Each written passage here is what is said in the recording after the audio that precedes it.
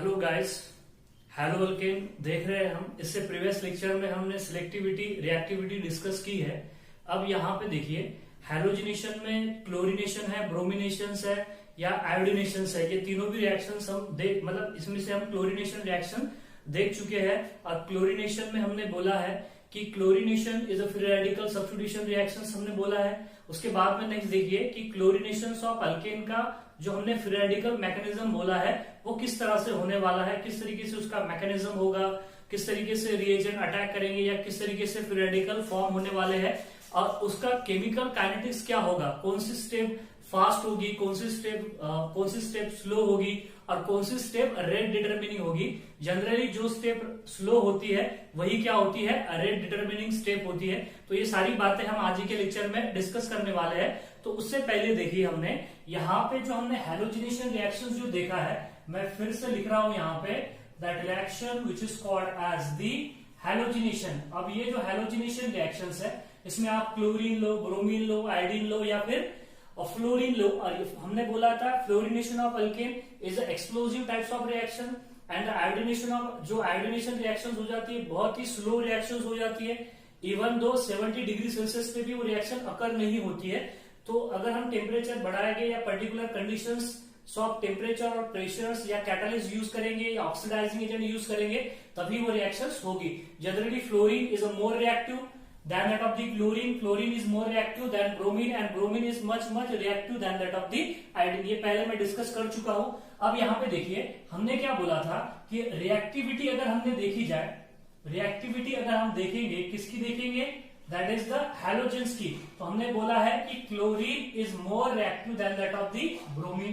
Chlorine is more reactive than that of the bromine. और reaction generally हम इन दोनों की स्टडी करते हैं क्योंकि फ्लोरीन तो एक्सप्लॉयड हो जाता है और जो ये आयोडीन है वो क्या है, उसकी रिएक्शन बहुत ही स्लो है। तो हम उसकी रिएक्शन देखेंगे पर्टिकुलर कंडीशंस में। और उसके बाद में हमने देखा था that is the selectivity.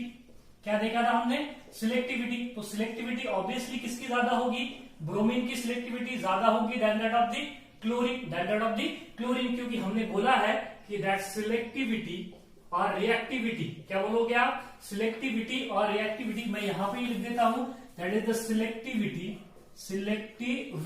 Is inversely proportional to reactivity. Reactivity को सिलेक्टिविटी कैसी हो जाती है, इनवर्सली प्रोपोर्शनल होती है। ये हम प्रीवियस लेक्चर में डिस्कस कर चुके हैं। मतलब देखिए यहाँ पे कि क्लोरीन की रिएक्टिविटी ज्यादा होगी और ब्रोमीन की सिलेक्टिविटी ज्यादा होगी। मतलब क्लोरीनेशन ऑफ अल्केन में, जिस अल्केन में कार्बन एटम 4 या 4 से ज्यादा होंगे तो क्लोरीन का जो मेजर प्रोडक्ट रहेगा या माइनर प्रोडक्ट रहेगा वो डिपेंड करेगा number of carbon hydrogen bond पे या नंबर ऑफ हाइड्रोजन एटम पे। हमने देखा है कैसे नंबर ऑफ हाइड्रोजन एटम, क्योंकि क्लोरीन की जो रिएक्टिविटी होती है टूवर्ड दी प्राइमरी के लिए 1 होती है, सेकेंडरी के लिए कितनी होती है 3.8 होती है, टर्शियरी के लिए कितनी होती है, दैट इज 5 होती है। लेकिन ब्रोमीन में ह्यूज अमाउंट ऑफ क्या होता है, दैट इज मतलब क्या होता है, बहुत ज्यादा गैप होता है।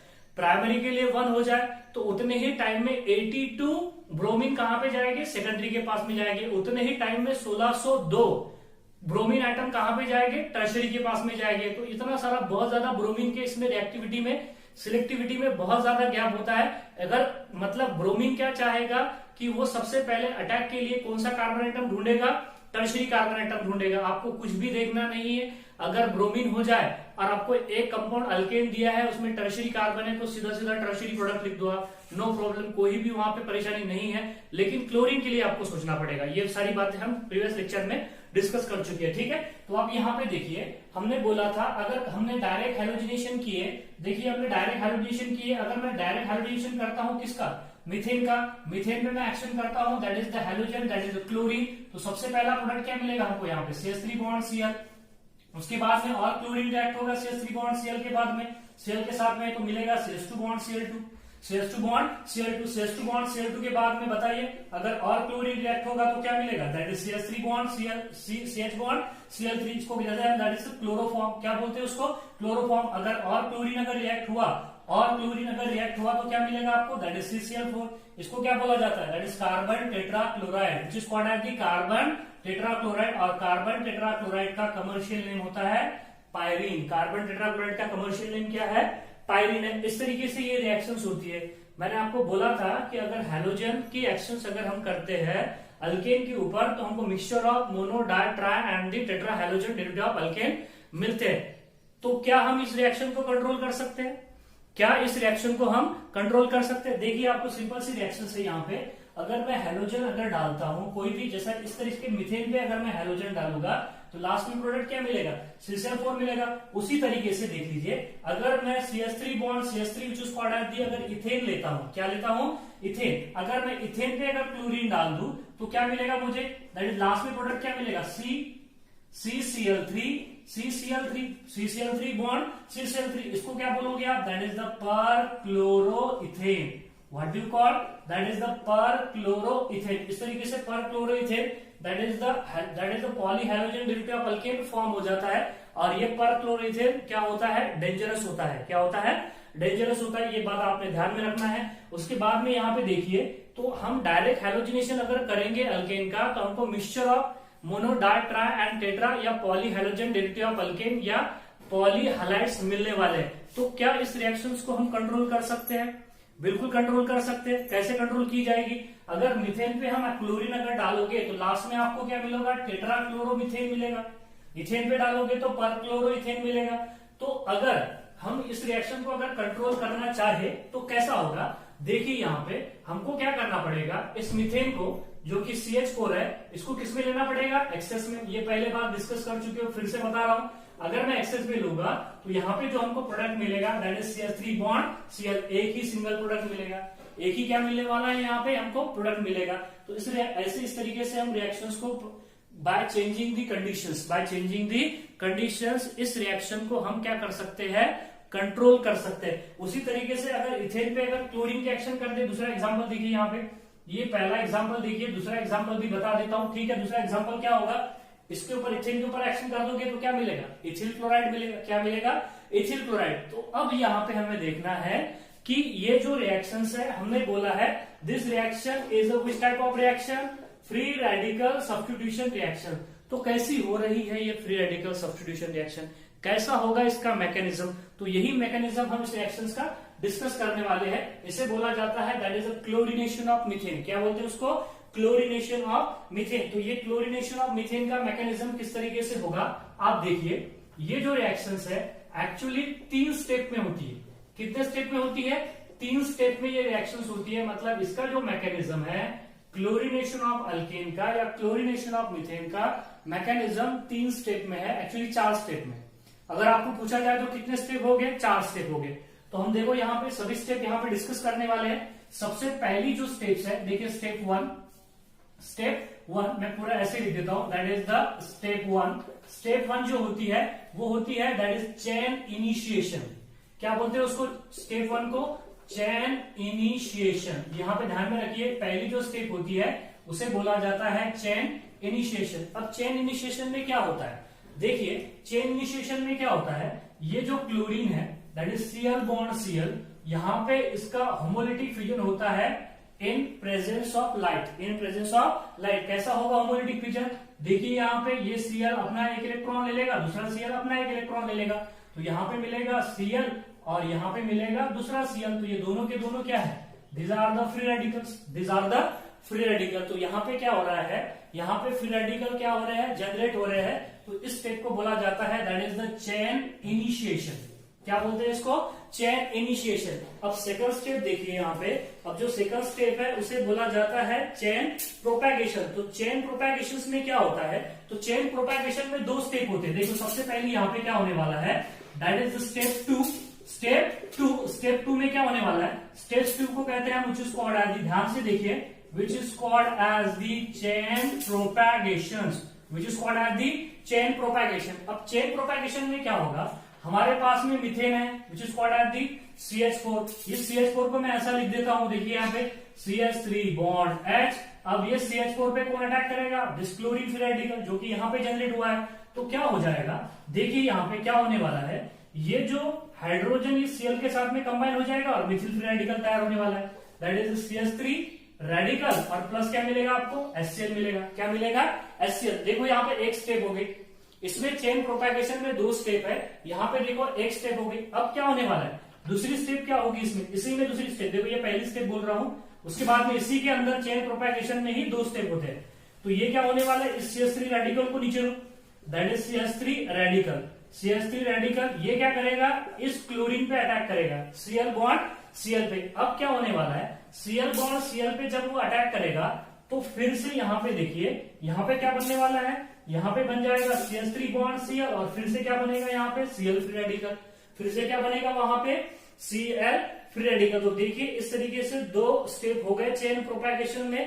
पहली स्टेप है, देखिए यहाँ पे पहले स्टेप में क्या हो रहा है, इस मीथेन पे रेडिकल अटैक कर रहा है क्लोरीन, तो मिथिल रेडिकल जनरेट हो रहा है। अब वो मिथिल रेडिकल क्लोरीन पे अटैक कर रहा है, तो फिर क्या फॉर्म हो रहा है, Mithil chloride plus, that is the plus क्या फॉर्म हो रहा है, क्लोरीन रेडिकल। अब ये क्लोरीन रेडिकल क्या करेगा, फिर से पहले स्टेप में मिथेन पे अटैक करेगा, फिर से पहले स्टेप में मिथेन पे अटैक करेगा, मिथिल रेडिकल तैयार होगा, मिथिल रेडिकल फिर दूसरे क्लोरीन पे अटैक करेगा। इस तरीके से रिएक्शंस क्या होते रहेगी, आगे प्रोसीड होती रहेगी। तो इस प्रोसेस, इस स्टेप को कहते हैं चेन प्रोपैगेशन। ध्यान से देखिए, चेन प्रोपैगेशन। अब तीसरी स्टेप आती है, तीसरी step that is step third. Step third बोले तो कौन सी, क्या बोलेंगे उसे, that is chain termination, which is called as the chain termination. अब चेन टर्मिनेशन में क्या होगा, चेन टर्मिनेशन में जितने भी फ्री रेडिकल फॉर्म हुए थे वो आपस में जुड़ जाएंगे। जितने भी फ्री रेडिकल जो फॉर्म हुए हैं यहाँ पे वो आपस में क्या होने वाले हैं, जुड़ने वाले हैं, उसे बोला जाता है चेन टर्मिनेशन। तो सबसे पहला बोलिए यहाँ पे, सबसे पहला क्या पॉसिबिलिटी है, ये फ्री रेडिकल ये फ्री रेडिकल, दोनों फ्री रेडिकल आपस में जुड़ जाए, Cl free radical plus Cl free radical, क्या मिलेगा आपको, Cl2 मिलेगा। दूसरा बोलिए मिथिल फ्री रेडिकल और दूसरा भी मिथिल फ्री रेडिकल, तो क्या मिलेगा, Mithil free radical plus Mithil free radical. यहाँ पे क्या मिलेगा आपको, बोलिए CH3 bond CH3 which is called as the ethane बोलते हैं, आप इसको क्या बोलोगे, इथेन। तीसरी पॉसिबिलिटी क्या है कि मिथिल फ्री रेडिकल किससे जुड़ जाए, Cl फ्री रेडिकल से जुड़ जाए, और क्या फॉर्म कर दे यहाँ पे CH3 bond Cl which is called as the Mithil chloride. तो इस तरीके से यहाँ पे इसका क्या होता है, मैकेनिज्म होता है, क्या होता है, mechanism of that chlorination of methane, chain initiation, chain propagation and the chain termination. अब सवाल ये है कि चेन प्रोपैगेशन, चेन इनिशिएशन और चेन टर्मिनेशन को कैसे ध्यान में रखा जाए।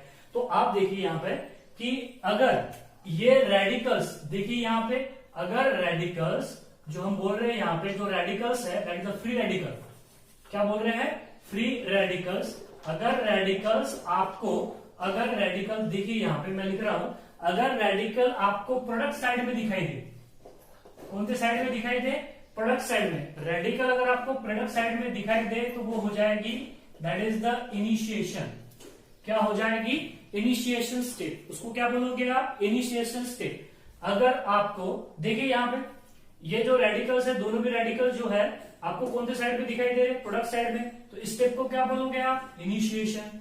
अगर आपको रेडिकल बोथ साइड दिखाई दे, बोथ साइड अगर आपको रेडिकल दिखाई दे, reactant as well as both side, reactant और प्रोडक्ट साइड भी दिखाई दे, तो उसे क्या बोलोगे आप, that is the propagation which is called as the propagation. देखिए इस स्टेप में क्या हो रहा है कि रेडिकल यहाँ पे देखिए रिएक्टेंट साइड में भी है, प्रोडक्ट साइड में भी है, रिएक्टेंट साइड में भी है, प्रोडक्ट साइड में भी है, दिख रहा है आपको। अगर आपको रेडिकल, अगर रेडिकल आपको सिर्फ कहां दिखाई दे, रिएक्टेंट साइड में दिखाई दे, रिएक्टेंट साइड में, जिस तरीके से यहाँ पे देखो रेडिकल रिएक्टेंट साइड में दिखाई दे रहा है आपको, तो उसे क्या बोलोगे आप, which is called as the termination, which is called as the termination. तो आपको बात समझ में आ गई। यहाँ पे क्लोरीनेशन ऑफ अल्केन जो है वो 4 स्टेप में हो रहा है, प्रोपैगेशन में 2 स्टेप है। 3 स्टेप में मत लिख देना, गड़बड़ हो जाएगी। 3 स्टेप में नहीं होती है, 4 स्टेप में होती है, प्रोपैगेशन में ही 2 स्टेप होती है।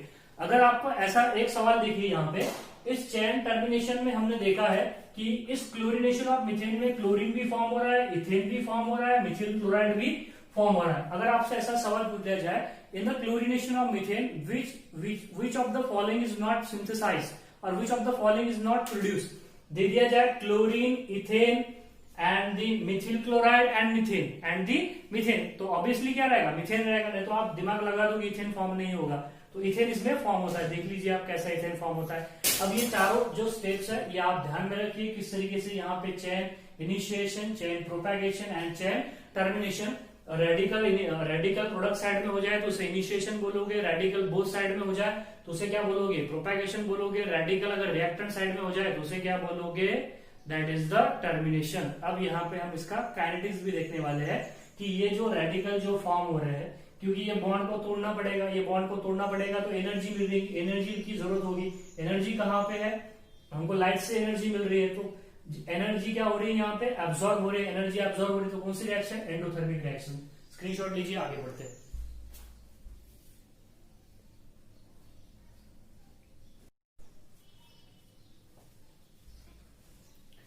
अब देखिए आगे बढ़ते हैं, यहां पे हम रिएक्शंस का काइनेटिक्स देखने वाले हैं।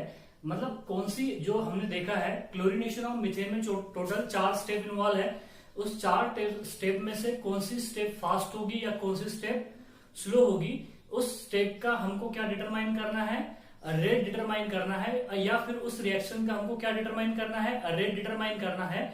तो उसके लिए हमको क्या देखना पड़ेगा, काइनेटिक्स देखना पड़ेगा कि किस रेट से रिएक्शन हो रही है या किस स्पीड से, किस वेलोसिटी से रिएक्शन आगे बढ़ रही है, प्रोसीड कर रहे हैं, उसे बोला जाता है काइनेटिक्स ऑफ रिएक्शंस। तो अब देखिए यहाँ पे काइनेटिक्स ऑफ रिएक्शन में मैंने जितनी भी स्टेप इसमें क्लोरीनेशन ऑफ अल्केन में इन्वॉल्व हुई है, वो सभी स्टेप का हम काइनेटिक्स स्टडी करने वाले हैं। तो देखिए यहाँ पे पहली जो स्टेप थी चेन इनिशिएशन, चेन इनिशिएशन में क्या हुआ, जो फ्री रेडिकल जनरेट हुए, यहाँ पे देखिए फ्री रेडिकल जनरेट हुए हैं, एक्स और एक्स का होमोलिटिक फिजन हुआ और फ्री रेडिकल जनरेट हुए। तो जो फ्री रेडिकल जो जनरेट हुए, मतलब बॉन्ड के टूटने के बाद होमोलिटिक फिजन हुआ है, बॉन्ड टूटा है हैलोजन हैलोजन के बीच में का, तो उस बॉन्ड को तोड़ने के लिए किसकी जरूरत गिरी, एनर्जी की जरूरत गिरी।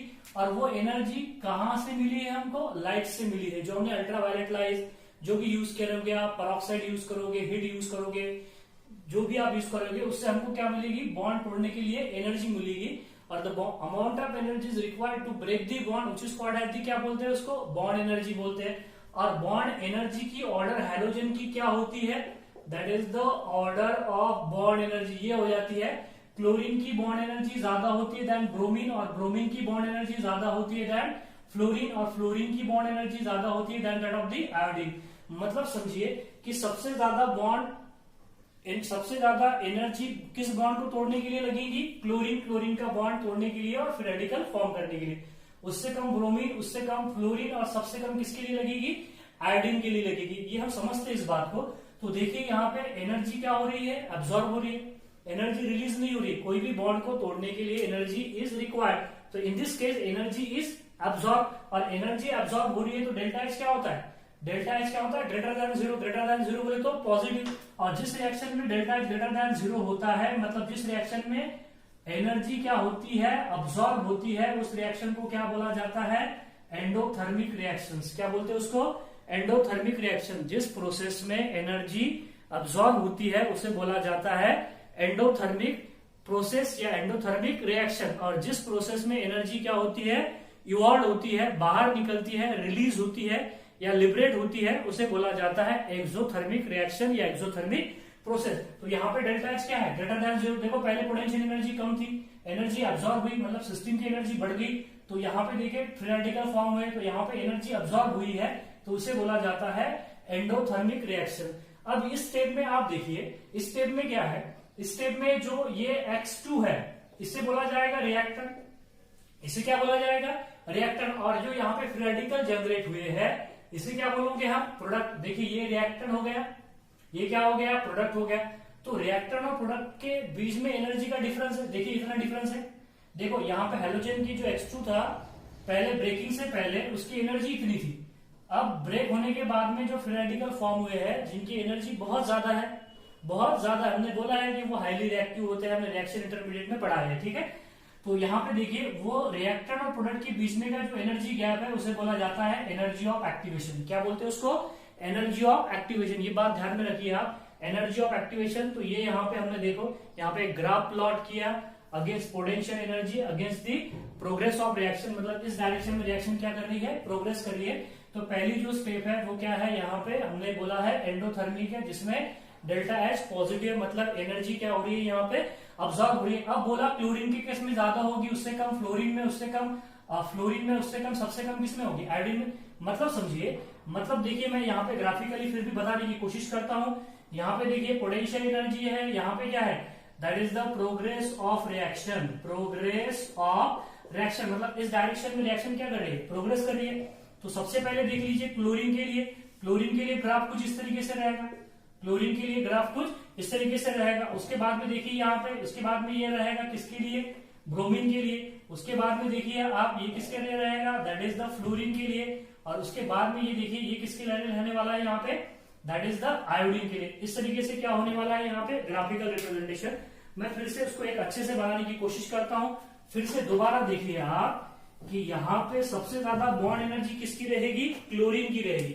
सबसे ज्यादा बॉन्ड एनर्जी किसकी रहेगी यहाँ पे, क्लोरीन की। क्लोरीन से कम किसकी रहेगी, दैट इज द ब्रोमीन की। ब्रोमीन से कम किसकी रहेगी, देखिए यहाँ पे ब्रोमीन से कम रहेगी किसकी, फ्लोरीन की। और सबसे कम जो रहेगी वो किसकी रहेगी यहाँ पे, दैट इज द आयोडीन की। और ये जो सभी रिएक्शंस है ये कैसी रिएक्शंस होने वाली है, that is the endothermic reactions. Endothermic reaction मतलब सब में एनर्जी क्या होने वाली है, अब्सॉर्ब होने वाली है। सब में एनर्जी क्या होने वाली है, अब्सॉर्ब। तो इस तरीके से देखो ये हम क्या ग्राफिकली भी यहाँ पे बता सकते हैं। तो ये स्टेप भी आप ध्यान में रखिए। नेक्स्ट स्टेप पे बढ़ते हैं। दैट इज H2 में 2 स्टेप है, हमने देखा। चेन प्रोपेगेशन में 2 स्टेप है, एक पहली स्टेप बाद में दूसरी स्टेप। तो पहली स्टेप में क्या होता है कि जो यहाँ पे फ्री रेडिकल जो जनरेट हुए हैं वो क्या करते हैं, अल्केन पे अटैक करते हैं और अल्किल रेडिकल और प्लस HX फॉर्म करते हैं। Alkyl radical plus HX form करते हैं। तो इसमें भी देखिए ये जो स्टेप है ये भी स्टेप कैसी है, एंडोथर्मिक है। ये भी स्टेप कैसी है, एंडोथर्मिक। मतलब यहाँ पे देखिए यहाँ पे क्या है, हम बोलेंगे that is alkane R bond H plus क्या हो जाएगा, रेडिकल। यहाँ पे अल्केन प्लस रेडिकल है, ये अटैक करेगा तो यहाँ पे भी सिस्टम क्या करेगी, एनर्जी अब्सॉर्ब करेगी। तो फ्लोरीन मतलब यहाँ पे क्या बनेगा, अल्किल रेडिकल प्लस HX बनेगा। तो यहाँ पे देखिए क्लोरीन के केस में यहाँ पे एनर्जी क्या हो रही है, अब्सॉर्ब हो रही है। क्लोरीन के केस में यहाँ पे एनर्जी क्या हो रही है, अब्सॉर्ब हो रही है। उसके बाद में देखिए यहाँ पे ब्रोमीन के केस में भी यहाँ पे एनर्जी क्या हो रही है, अब्सॉर्ब हो रही है, मतलब एंडोथर्मिक है। और यहाँ पे आयोडीन के केस में भी एनर्जी क्या हो रही है, अब्सॉर्ब हो रही है, मतलब एंडोथर्मिक है।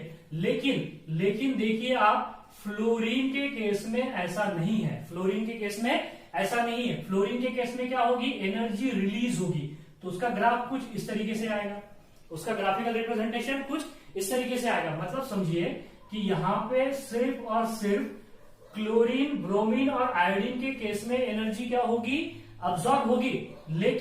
लेकिन जो हम फ्लोरीन बोल रहे हैं, फ्लोरीन के केस में एनर्जी क्या होगी, रिलीज होगी। मतलब देखिए यहां से अगर मैं प्लॉट करना शुरू कर दूं, यहां से देखिए तो यहाँ पे ऊपर क्या रहेगा, ऊपर का जो डेल्टा H रहेगा, ऊपर वाला जो डेल्टा H रहेगा, ठीक है मैं इसे मिटा देता हूं अभी का।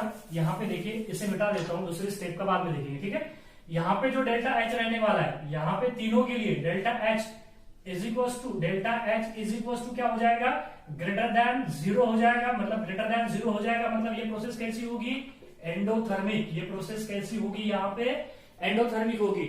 और यहाँ पे देखिए ये किसके केस में, फ्लोरीन के केस में। किसके केस में, फ्लोरीन के केस में। फ्लोरीन के केस में क्या रहेगा, delta H is less than 0, मतलब निगेटिव रहेगा। निगेटिव रहेगा तो मतलब फ्लोरीन के लिए ये रिएक्शन कैसी हो जाएगी, एक्सोथर्मिक। कैसी हो जाएगी, एक्सोथर्मिक। सिर्फ यही बात आपको ध्यान में रखनी है इस स्टेप की, कि जो पहली स्टेप है चेन प्रोपेगेशन में, जिसमें क्या हो रहा है, क्लोरीन अगर यहाँ पे देखिए यहाँ पे क्लोरीन हो जाए तो मैं रेडिकल ही लिख देता हूँ। क्या लिख देता हूँ, radical. Chlorine radical, bromine radical and the iodide radical, iodine radical बोलो गया, और ये हो जाएगा फ्लोरीन रेडिकल। तो यहाँ पे तीनों के केस में एनर्जी अब्सॉर्ब होगी, मतलब डेल्टा इज ग्रेटर देन 0 बोले तो एंडोथर्मिक रिएक्शन। लेकिन फ्लोरीन के केस में यहाँ पे क्या होने वाला है, डेल्टा इज लेस देन 0, मतलब एक्सोथर्मिक रिएक्शन। ऐसा हो क्यों रहा है, ऐसा हो क्यों रहा है, क्योंकि फ्लोरीन के केस में यहाँ पे क्या बनेगा, HF बनेगा। फ्लोरीन के केस में वहां पे क्या बनेगा, HF बनेगा। और HF की जो हाइड्रेशन एनर्जी होती है वो बहुत ज्यादा होती है। हमने केमिकल बॉन्डिंग में देखा था कि HF की हाइड्रेशन एनर्जी बहुत ज्यादा होती है। वो बहुत ज्यादा जब वो फॉर्म होता है तो tremendous amount of, huge amount of energy को क्या करता है, रिलीज करता है। अगर अमाउंट ऑफ एनर्जी रिलीज हो रही है तो यहाँ पे क्या होगी, एक्सोथर्मिक रिएक्शन। कौन सी प्रोसेस होगी, वो एक्सोथर्मिक प्रोसेस होने वाली, एक्सोथर्मिक प्रोसेस। और दूसरी बात, इंपॉर्टेंट बात ध्यान में रखिए, ये जो स्टेप है, जो हम सेकंड स्टेप की जो स्टेप देख रहे हैं, ये कैसी होती है, स्लो होती है। ये जितने भी चारों स्टेप है, ये चारों स्टेप में ये सबसे स्लो होती है। और सबसे स्लो होने की वजह से यही स्टेप क्या हो जाती है, RDS। RDS का मतलब होता है that is the rate determining step. कौन see step, rate determining step. जो स्लो स्टेप होती है उसी स्टेप से हम क्या करते हैं, रिएक्शन का रेट डिटरमाइन करते हैं, तो उसे बोला जाता है that is the rate determining step. अब यहाँ पे देखिए कि दूसरी स्टेप जो है रिएक्शन हम जो देख रहे हैं चेन प्रोपैगेशन में दूसरी स्टेप क्या है, ये यहाँ पे लिखिए। चेन प्रोपैगेशन में दूसरी स्टेप देखिए यहाँ पे, मैं इसको नीचे लिख देता हूं, क्या है यहाँ पे बोलिए, that is the R free radical. मैं इसे बी कर देता हूं, आर फ्री रेडिकल के बाद में क्या है, यहाँ पे हैलोजन है और यहाँ पे फॉर्म हो रहा है आर एक्स। यहाँ पे क्या फॉर्म हो रहा है, आर एक्स फॉर्म हो रहा है, प्लस क्या फॉर्म हो रहा है, एक्स फ्री रेडिकल। अब इस स्टेप में क्या होगा, इस स्टेप में क्या होगा, देखिए यहाँ पे इस स्टेप में क्या होने वाला है कि जो यहाँ पे फ्री रेडिकल जो जनरेट हो रहे हैं, यहाँ पे जो फ्री रेडिकल जनरेट हो रहा है, एक्स फ्री रेडिकल जब अल्केन के साथ में रिएक्ट हो रहा है, तो यहाँ पे देखिए क्या होने वाला है, ये जो स्टेप होगी, यहाँ पे मान लीजिए ये हमारे पास में आर रेडिकल है और ये हैलोजन है, ये आर रेडिकल है और प्लस क्या है, हैलोजन है। तो यहाँ पे क्या होने वाला है, पहले तो एनर्जी बढ़ेगी, बाद में क्या हो जाएगी, कम हो जाएगी। पहले एनर्जी क्या होगी, बढ़ेगी। थोड़ा ग्राफ अच्छे से निकालता हूं, यहाँ पे देखिए इस तरीके से। अब क्या हो गया, देखिए यहाँ पे एनर्जी पहले तो बढ़ती है, जिसे हम एनर्जी ऑफ एक्टिवेशन भी बोला, मतलब एनर्जी ऑफ एक्टिवेशन कहते हैं। जैसे कि मान लीजिए यहाँ पे हमने क्या बोला था, यहाँ पे energy of activation that is delta E1 था, यहाँ पे डेल्टा H1। यहाँ पे क्या बोलोगे आप, दूसरी स्टेप में क्या था, यहाँ पे H2 बोलोगे और यहाँ पे H2 हो गया, ठीक है। ये भी H2 ही रहेगा, ये भी क्या रहेगा, H2 रहेगा। तो यहाँ पे क्या रहेगा, थर्ड स्टेप में ये क्या रहेगा, बोलिए यहाँ पे डेल्टा H, ये आएगा डेल्टा H। रिएक्टेंट और प्रोडक्ट के बीच में जो एनर्जी का डिफरेंस होता है, जो एनर्जी का डिफरेंस होता है उसे एनर्जी ऑफ एक्टिवेशन, यहाँ पे सॉरी ट्रांजिशन स्टेट में ये ट्रांजिशन स्टेट हो जाएगी, ठीक है। यहाँ पे देखिए ये डेल्टा जो H है, डेल्टा H इक्वल्स टू क्या रहेगा, नेगेटिव रहेगा, लेस देन जीरो रहेगा, ग्रेटर देन जीरो रहेगा, that is less than zero रहेगा। देखिए यहाँ पे ये जो यहाँ पे बनेगा Rx plus x free radical, इसकी एनर्जी कम है, किससे, ये रिएक्टेंट से। तो यहाँ पे देखिए ये जो है इसे बोलोगे delta H is negative, delta H is negative मतलब एनर्जी क्या हुई है, यहाँ पे इवॉल्व हुए, एनर्जी इवॉल्व हुए तो मतलब कौन सी रिएक्शन रहेगी, एक्सोथर्मिक। और ये एक्सोथर्मिक रिएक्शन रहेगी, ये स्टेप, ये जो स्टेप है बी चेन प्रोपैगेशन की, ये वाली जो स्टेप है ये सभी के लिए all halogen, exothermic for all, exothermic for all halogen. ये स्टेप जो है ये फ्लोरीन के लिए कैसी थी, एक्सोथर्मिक, लेकिन बाकी हैलोजन के लिए क्या थी, ClBr के लिए क्या थी, वो एंडोथर्मिक। लेकिन ये वाली जो स्टेप है ये क्या रहेगी, एक्सोथर्मिक रहेगी, क्या रहेगी, एक्सोथर्मिक रहेगी। नेक्स्ट स्टेप थर्ड देखिए, स्टेप थर्ड में क्या हो रहा है, हमने बोला है halogen free radical plus halogen free radical क्या फॉर्म कर रहे हैं, X2 फॉर्म कर रहे हैं। तो यहाँ पे क्या होने वाला है, यहाँ पे क्या होने वाला है, that is the potential energy. यहाँ पे देखेंगे प्रोग्रेस ऑफ रिएक्शन, तो यहाँ पे देखिए इस तरीके से होने वाला है। यहाँ पे देखो, यहाँ पे क्या हो रहा है, बॉन्ड बन रहे हैं, बॉन्ड बन रहे हैं, और बॉन्ड बनने में एनर्जी क्या होती है, रिलीज ही होती है। बॉन्ड बनने में एनर्जी क्या होती है, रिलीज ही होती है। तो ये देखो यहाँ पे क्या आ जाएगा, ये जो डेल्टा H आ जाएगा, यहाँ पे जो डेल्टा H आएगा इस स्टेप में भी नेगेटिव आने वाला है, मतलब delta H is less than zero. Less than zero बोले तो delta H is negative, delta H is negative बोले तो ये रिएक्शन भी कैसी रहेगी, एक्सोथर्मिक रिएक्शंस रहेगी, एक्सोथर्मिक रिएक्शंस रहेगी। आई होप आपको बात समझ में आ गई होगी। यहाँ पे देखिए फिर से मैं बता रहा हूँ, यहाँ पे जो क्लोरीनेशन ऑफ मीथेन है वो 3 स्टेप में नहीं 4 स्टेप में होता है। कितने स्टेप में होता है, 4 स्टेप में। तो सबसे पहले हमने देखा है कि यहाँ पे हैलोजन के फ्री रेडिकल फॉर्म हो रहे हैं, तो वो जो हैलोजन के फ्री रेडिकल फॉर्म हो रहे हैं वो सभी के सभी रिएक्शन कैसी है, एंडोथर्मिक रिएक्शन है, मतलब उसमें एनर्जी क्या होती है, अब्सॉर्ब होती है।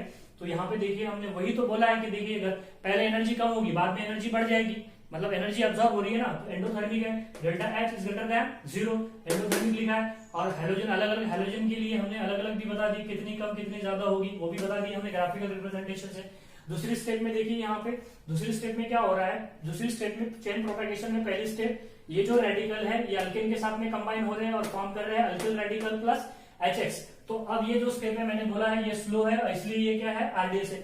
4 स्टेप में से ये जो चेन प्रोपैगेशन की पहली स्टेप है वही स्लो स्टेप है, और स्लो स्टेप से ही हम रेट डिटरमाइन कर सकते हैं, फास्ट स्टेप से हम रेट डिटरमाइन नहीं कर सकते। तो आपको बात समझ में आ रही है, 4 स्टेप में से सिर्फ एक ही स्टेप क्या है, स्लो है, इसलिए उसको क्या बोला जाता है, rate determining step, RDS step बोलते हैं, ठीक है। नेक्स्ट देखिए यहाँ पे हमने बोला, ये बात भी ध्यान में रखिए कि जो रेट डिटरमिनिंग स्टेप है उसमें क्लोरीन, ब्रोमीन और आयोडीन रेडिकल जो फॉर्म हो रहे हैं वो कैसे है, एंडोथर्मिक, वो एंडोथर्मिकली फॉर्म हो रहे हैं। लेकिन फ्लोरीन जो फॉर्म होगा वो कैसे फॉर्म होगा, एक्सोथर्मिकली, मतलब फ्लोरीन के केस में एनर्जी क्या होगी, रिलीज होगी। नेक्स्ट समझिए यहाँ पे दूसरी जो स्टेप है, दूसरी स्टेप में क्या है, ऑल हैलोजेंस जो हो गए, इसमें जो भी हैलोजेंस हो गए वो सभी के सभी क्या हो गए, एंडोथर्मिक होंगे, मतलब डेल्टा एच क्या होगा, लेस देन 0, मतलब क्या होगा, एक्सोथर्मिक ही होगी।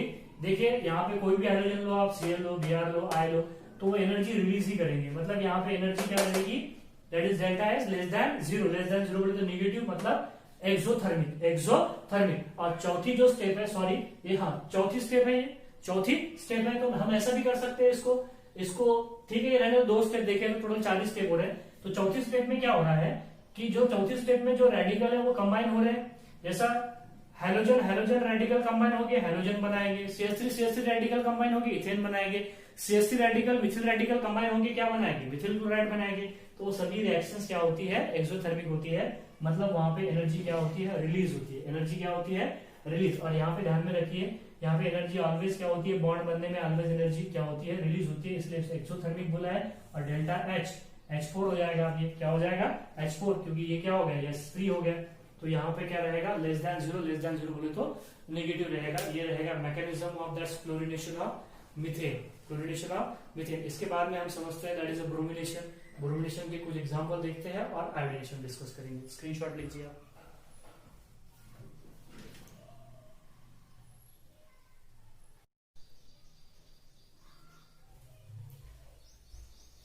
अब नेक्स्ट सवाल आता है, क्या हम क्लोरिनेशन सिर्फ इसी मेथड से कर सकते हैं कि क्लोरीन की एक्शन डायरेक्ट अल्केन प्ले कर दो और अल्किल हाइड या अल्किल क्लोराइड ऑब्टेन करो। उसके अलावा हम एक दूसरी मेथड भी, डायरेक्ट हैलोजिनेशन के अलावा एक दूसरी हैलोजिनेशन भी हम देख सकते हैं, या दूसरा क्लोरिनेशन कैसा होगा। तो देखिए यहाँ पे नेक्स्ट जो मेथड है, इसमें हम क्या कर सकते हैं कि इस अल्केन पे, जो कि R बॉन्ड H बोल रहे हैं हम, ये अल्केन है, ये अल्केन पे एक्शन कर दोगे किसकी, SO2Cl2, एक रिएजेंट है, that reagent which is called as the SO2Cl2, और SO2Cl2 को बोला जाता है sulfuryl chloride, which is called as the sulfuryl chloride. एक होता है SOCl2 जिसको थायोनिल क्लोराइड बोलते हैं, और एक होता है SO2Cl2 जिसको हम क्या बोलोगे, सल्फ्यूरिल क्लोराइड। अब अगर ये सल्फ्यूरिल क्लोराइड की एक्शंस अगर हमने किस पे किए, अल्केन पे, तो क्या हो जाएगा, देखिए यहाँ पे हमको मिलने वाला है, ये H निकल जाएगा, 2 Cl में का 1 Cl यहाँ पे चले जाएगा, तो क्या मिलेगा, R बॉन्ड Cl को क्या बोलोगे आप, अल्किल क्लोराइड, और ये H और 1 Cl था, बाकी तो HCl, और बचा है यहाँ पे SO2, और ये रिएक्शन मिक्सचर से बाहर निकल जाएगा, ठीक है, क्योंकि गैस होता है। तो इस तरीके से हमको अल्किल क्लोराइड मिलेगा यहाँ पे।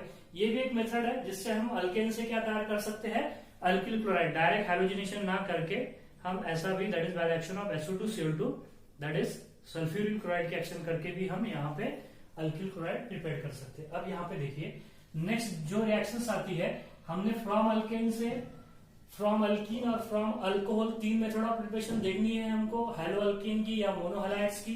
तो हमने क्लोरिनेशन तो डिस्कस कर लिए हैं। अब यहाँ पे देखिए नेक्स्ट जो होती है which is called as the brominations. क्या होती है, ब्रोमिनेशन करना है हमको। पहला क्लोरिनेशन हो गया, क्लोरीन ज्यादा ही डिटेल में हो गया हमारा। अब ब्रोमिनेशन देखिए, ब्रोमिनेशन में क्या होगा, आपको क्या करना है, R बॉन्ड H अल्केन लेना है, और क्या लेना है, Br2, और this reaction carried out in presence of AlBr3। These are the electron deficient species to form the R bond Br plus क्या होगा बोलिए, HBr प्लस क्या होगा, HBr। तो that reaction which is called as the bromination of alkane. Actually इस reaction में क्या होता है कि जो AlBr3 है, मैंने आपको पहले भी बोला था कि ये इलेक्ट्रॉन डिफिशिएंट है, मतलब भिखारी है, that is the electron deficient, जिसको इलेक्ट्रॉन की जरूरत है। तो क्या करेगा वो, Br बॉन्ड का Br जो ब्रेकिंग होगा वो होमोलिटिक फिजन नहीं होगा, यहाँ पे ये Br इधर चले जाएगा। मतलब देखिए जब बॉन्ड टूटेगा तो ये इलेक्ट्रॉन खींचेगा, ये भी इलेक्ट्रॉन खींचेगा, ये भी इलेक्ट्रॉन खींचेगा, लेकिन इसके साथ में कौन है, AlBr3, जो कि इलेक्ट्रॉन खींचने में ये Br को मदद कर रहा है। तो ये क्या फॉर्म हो जाएगा, AlBr4 माइनस, प्लस क्या मिलेगा आपको यहाँ पे बोलिए, प्लस मिलेगा Br, दूसरा भिखारी बन जाएगा Br, जिसको क्या बोलोगे आप, bromonium ion, which is called as the bromonium ion. अब ये ब्रोमोनियम आयन यहाँ पे क्या है, अटैकिंग रिएजेंट, क्या है, अटैकिंग रिएजेंट। और ब्रोमोनियम आयन बोले तो ब्रोमीन पे पॉजिटिव चार्ज, तो बताइए इलेक्ट्रोफाइल है या न्यूक्लियोफाइल है? इलेक्ट्रोफाइल। इलेक्ट्रॉन डिविजन्स क्या होते हैं? इलेक्ट्रोफाइल होते हैं। तो इलेक्ट्रोफाइल अटैक करेगा। That's why bromination of alkane is a electrophilic substitution reaction. It is a electrophilic substitution reaction. आइए एग्जांपल भी देख लेते हैं, एक दो एग्जांपल भी देख लेते हैं ज्यादा बेटर क्लैरिटी के लिए। ये हो गया CH3 bond H which is called as the methane।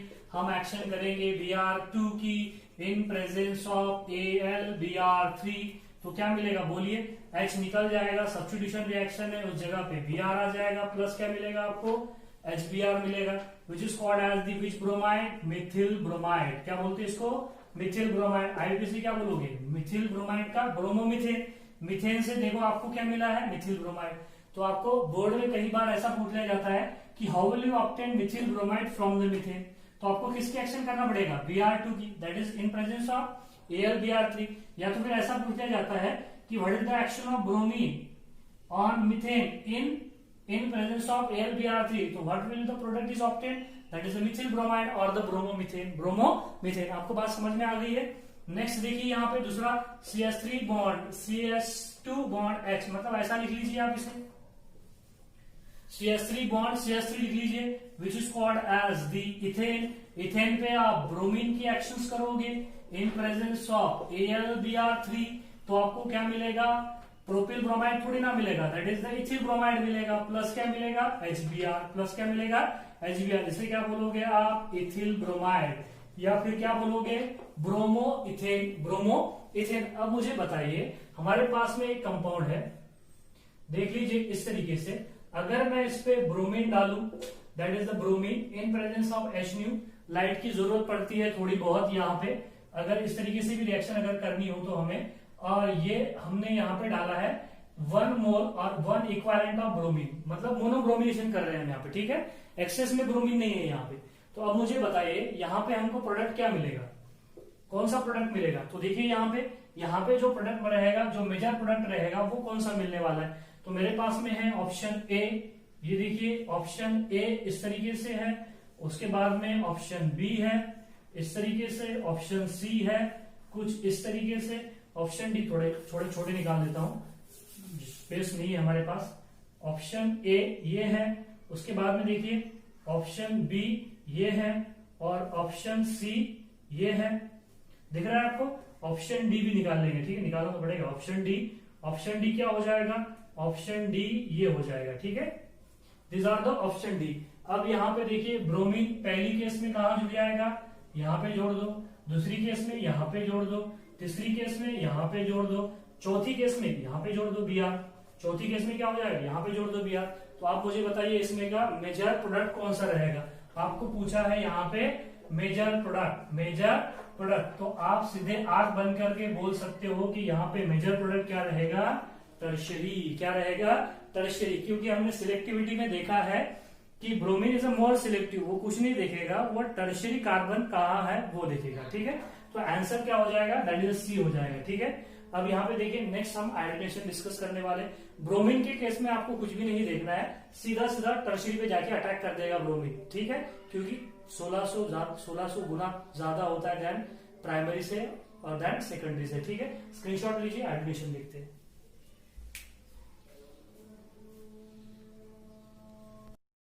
Next third reaction जो है that is the iodination of alkane, वो भी डिस्कस कर लेते हैं। आयोडीनेशन ऑफ अल्केन, तो देखिए यहाँ पे थर्ड रिएक्शन हो जाएगी आयोडीनेशन। अब मैंने बोला था आपको आयोडीनेशन ऑफ अल्केन जो रिएक्शन होती है वो कैसी होती है?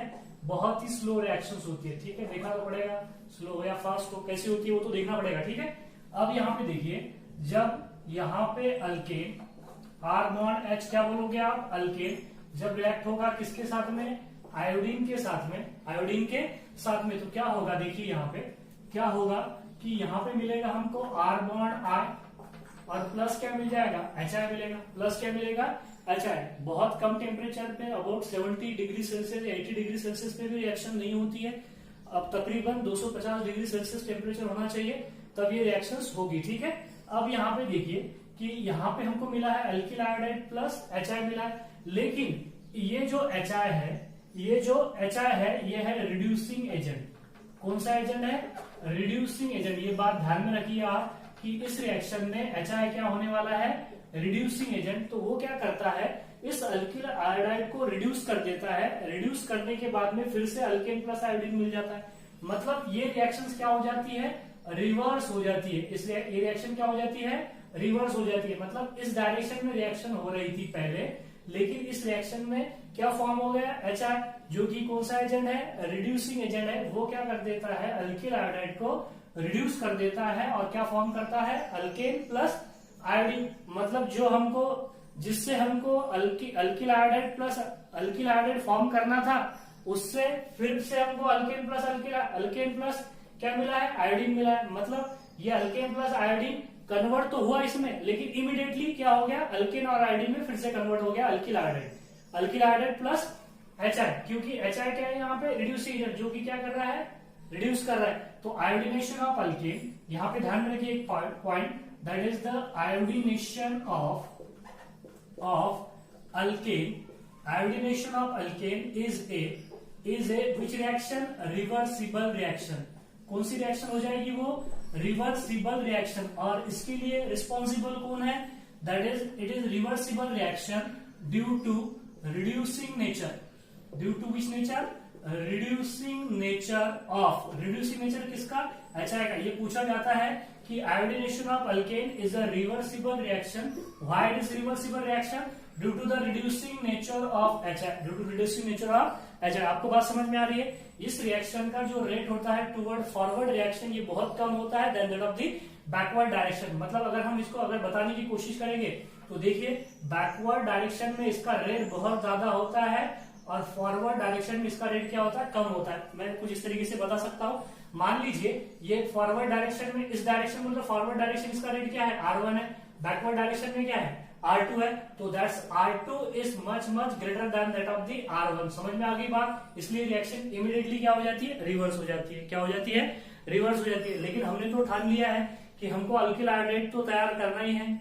कोई भी मेथड से, कोई भी कुछ भी कर लो, हमें अल्किल आयोडाइड यहाँ पे प्रिपेयर करना है। तो सबसे मुझे बताइए, इस रिएक्शन को रिवर्सिबल करने के लिए रिस्पॉन्सिबल है HI। अगर हम HI का ही बंदोबस्त कर देंगे तो रिएक्शन क्या हो जाएगी, रिवर्स होने से प्रिवेंट हो जाएगी। अब मुझे बताइए, HI का नेचर कैसा है, रिड्यूसिंग नेचर है।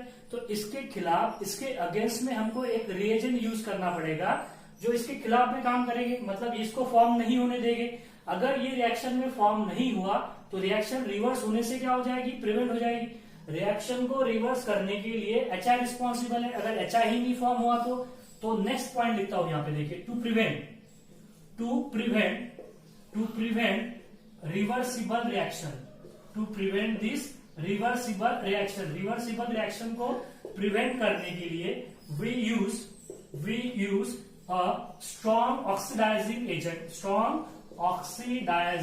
आपको बात समझ में आ रही है कि हमें वो, उसका नेचर जो HI का है वो कैसा है, रिड्यूसिंग नेचर है। तो उसको, अगर हमको रिएक्शन रिवर्स हो रही है HI के रिड्यूसिंग नेचर की वजह से, तो उसको प्रिवेंट करने के लिए उसके खिलाफ हमें जो एजेंट यूज करने पड़ेंगे उन्हें क्या बोलेंगे, ऑक्सीडाइजिंग एजेंट। तो यहाँ पे ऑक्सीडाइजिंग एजेंट हम कौन से यूज कर सकते हैं, सच एज, देखिए यहाँ पे पहला ऑक्सीडाइजिंग एजेंट है HGO यूज कर सकते हो आप यूज कर सकते हो HiO3, आयोडिक एसिड, और क्या यूज कर सकते हो आप, HNO3 भी यूज कर सकते हो, एक्सेट्रा।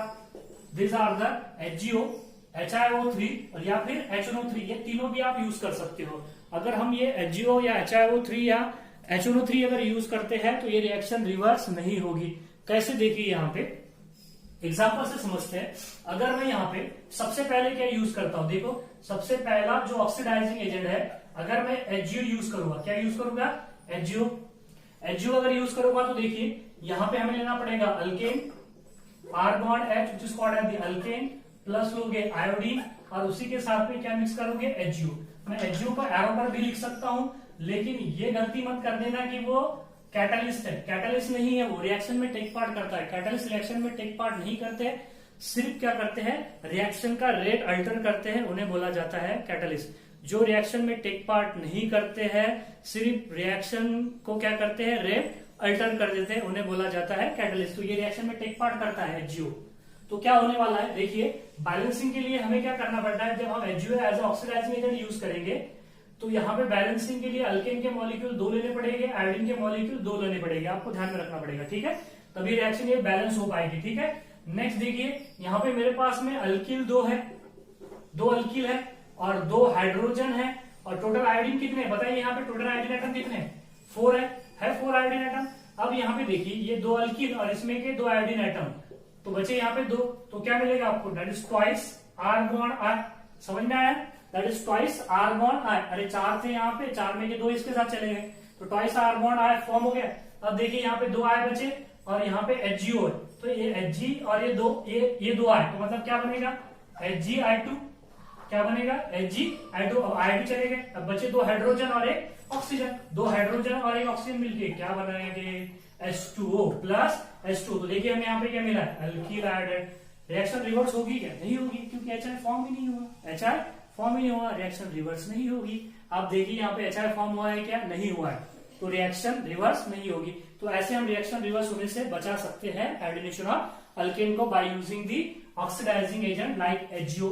अब एग्जांपल कर सकते हो आप, यहाँ पे CH3 लीजिए, मीथेन हो जाएगा, मिथिल आयोडाइड मिलेगा, इथेन लीजिए, इथिल आयोडाइड हो जाएगा, प्रोपेन लीजिए, n propyl iodide, isopropyl iodide, दोनों भी मिल सकते हो, आप आगे रिएक्शन कर सकते हो, क्योंकि हमने रिएक्टिविटी और सिलेक्टिविटी सिर्फ हमें किसकी देखनी है, क्लोरीन और ब्रोमीन के केस में रिएक्टिविटी सिलेक्टिविटी देखनी है, फ्लोरीन के केस में तो देखनी नहीं है हमें, और ना ही आयोडीन के केस में रिएक्टिविटी और सिलेक्टिविटी, क्योंकि they are slow, they are too low reactive और लीस्ट रिएक्टिव बोलोगे आप किसे, आयोडीन को, ठीक है। नेक्स्ट रिएक्शन देखिए, बाय यूजिंग क्या यूज करोगे आप, HiO3 देखिए, HiO3 यूज करेंगे तो लिखिए R bond H which is called as the alkane plus iodine plus in presence of, बोलोगे आप, सॉरी HiO3 बोलोगे आप, क्या हो जाएगा यहाँ पे HiO3 लिख देता हूं, HiO3 आयोडिक एसिड बोलते हैं इसको, क्या बोलते हैं, आयोडिक एसिड। अब ध्यान में रखना पड़ेगा, जब आप HiO3 लोगे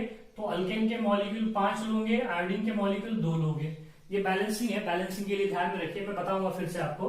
तो यहाँ पे देखिए मेरे पास में 5 R है और 5 H है, बराबर है, यहाँ पे कितने आयोडीन है, 4, यहाँ पे कितने आयोडीन है, 4, ये HiO3 में का आयोडीन दिखाई दे रहा है, these are visible to you, that is the HiO3, total कितने हो गए, 5 हो गए ना।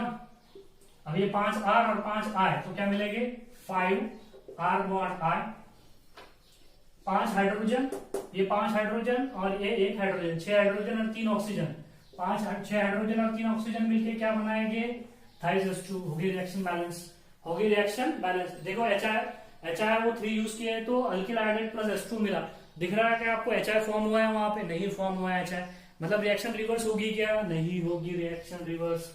थर्ड रिएक्शन देखिए आप, बाय यूजिंग दी HNO3, नाइट्रिक एसिड यूज कर लो आप, नाइट्रिक एसिड यूज करोगे तो फिर से लिखिए R bond H which is called as the alkane plus iodine, alkane plus iodine। This reaction में अभी यूज कर रहे हैं which ऑक्सीडाइजिंग एजेंट, HNO3।